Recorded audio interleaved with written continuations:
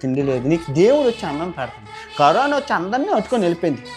ఏ pastor రాలేదు. ఏ మసీదు నుంచి ఎవరు రాలేదు. ఏ రాముడు రాలేదు. ఏ దేవుడు రాలేదు. అంతమంది చచ్చినా ఇంకా మీకు ఇంకా పంతుళ్ళు చచ్చిపోయారు. పాస్టర్లు చచ్చిపోయారు.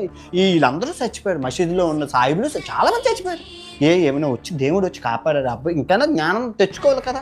మతంకో ఇక్కడ నేను అన్నాను, ఏ దేవుణ్ణి నేను ఏ మతాన్ని కించపరచట్లేదు చెప్తున్నాను.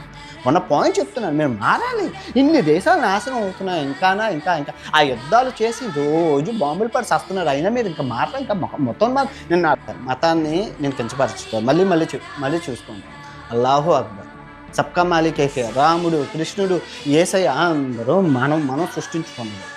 అంతరిక్షం దాటిపోయి ఈ గ్రహాన్ని దాటిపోయి వేరే గ్రహాల్లోకి వెళ్ళిపోతున్నారు. ఇంకా మీరు మతం కొట్టుకుని చచ్చారనుకోండి అర్థం ఉండదు.